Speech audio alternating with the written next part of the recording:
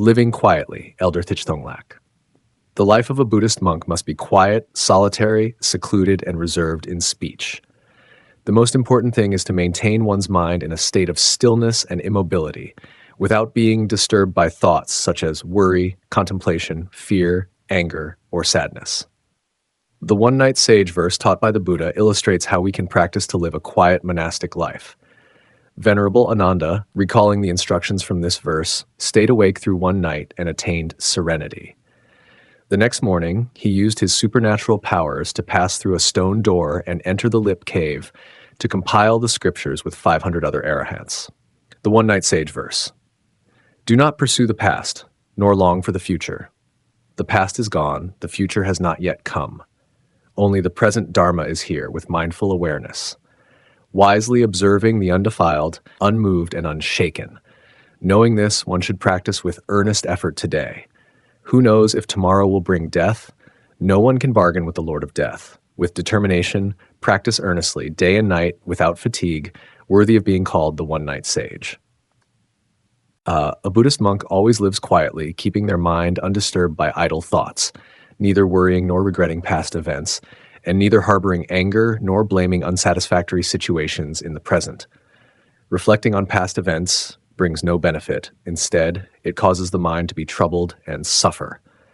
The Buddha taught that to free the mind and attain serenity and peace, one must cut off thoughts about the past. The past has already passed.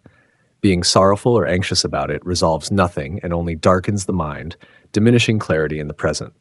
Therefore, we should take these two verses as a guiding principle to remind ourselves to let go of the past. Do not pursue the past. The past is gone. Striving to chase the past brings no benefit. Let it go. Similarly, one should not foster hopes or dreams about the future. The future often does not unfold as expected, leading to disappointment and suffering.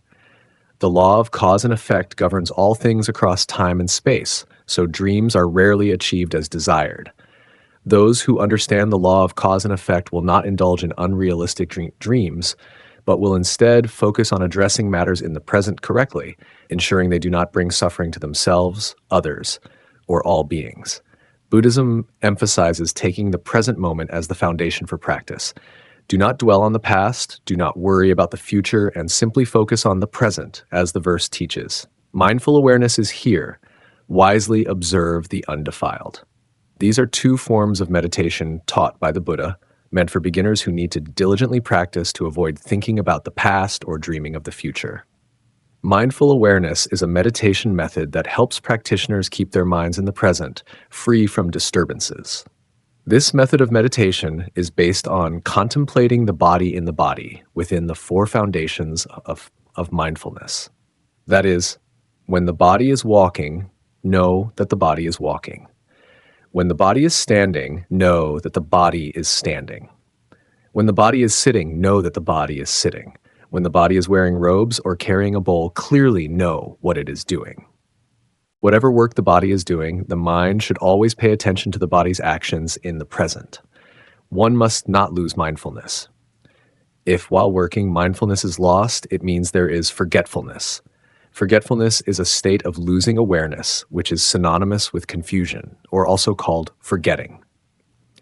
If one practices but allows forgetfulness, the practice will not yield results. Even practicing for a lifetime will be of no benefit. There are three main states of forgetfulness. 1. Forgetting the action. The mind is distracted, thinking about worldly matters. 2. Acting out of habit, performing tasks unconsciously, not remembering or forgetting the action being done.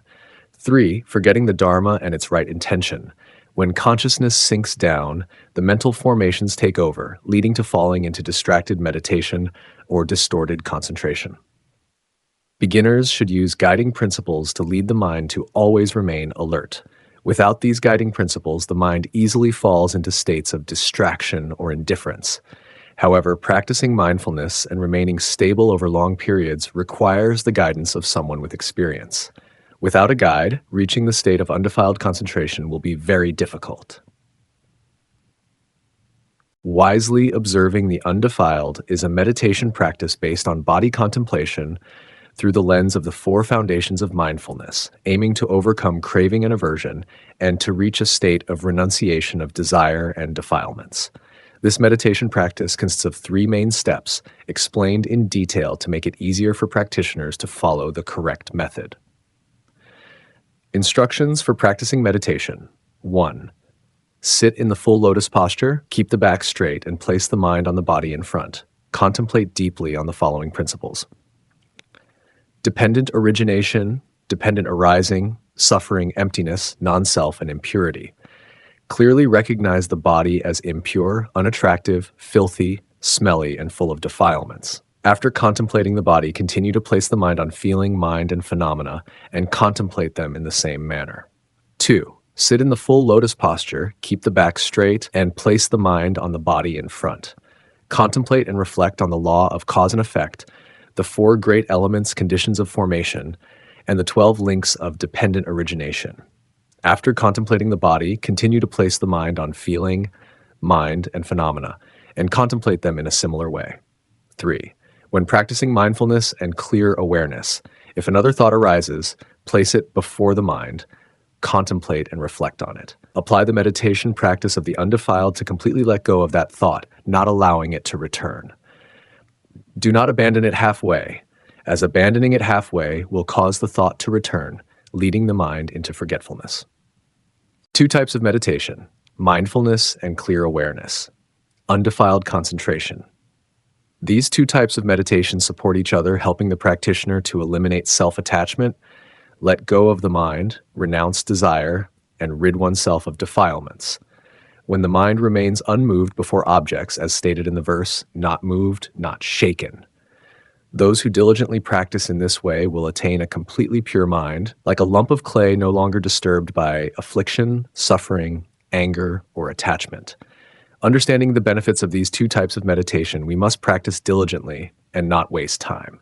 The result is a liberated mind, a life of peace, tranquility, and freedom from harm. When one reaches a state where no object or circumstance can stir the mind, that is the greatest happiness and joy. The priceless value of meditation. When monks and lay people realize the priceless value of these 2 forms of meditation, they should regard them as treasures unmatched by anything. The Buddha advised, knowing this, practice earnestly today, with zeal, without fatigue, day and night. This is the sincere advice of the Buddha, as these 2 types of meditation have the ability to free the human mind from the river of delusion and the sea of suffering. A monk must clearly recognize the immense value and benefits of these 2 meditation practices. When one understands this meaning, do not let precious time pass by in vain.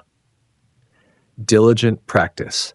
Make an effort to practice with a sincere heart, enthusiasm, and diligence, day and night without fatigue. Persistent effort and diligence will bring quick results. In just one night of practice, a meditator can reach the level of a sage, deserving to be called the one-night sage. With just one night of practice without forgetfulness, our minds will become tranquil, living quietly, not bustling or noisy, and attaining peace in solitary life. Through this verse, the monks and practitioners can recognize the valuable experiences from these 2 meditation practices to apply specifically, bringing satisfying results. Both lay people and monastic practitioners can easily practice these 2 meditation methods without fear of falling into the state of distraction, mental disturbance, or nervous disorders. There is no phenomenon of spirit possession or trance, as some might fear. The results of these 2 meditation practices come very quickly, immediately, without the need for long waiting. Anyone who truly earnestly seeks the path of practice, according to the Buddha's teachings, and is guided in these 2 meditation practices, will feel their preciousness, like a drowning person grasping a life-saving raft, or a dying patient receiving a miraculous medicine. Those with the karmic connection to cultivate the true Dharma of Buddhism will have the opportunity to encounter these noble meditation practices. Therefore, one must strive, diligently practice day and night without fatigue, to free oneself from the ocean of suffering, while also repaying the Buddha's grace, the nurturing grace of parents, and the generosity of the donors. Only in this way can one truly be worthy of being a disciple of the Buddha, a saintly monk or lay practitioner, a true practitioner who lives quietly and is worthy of respect.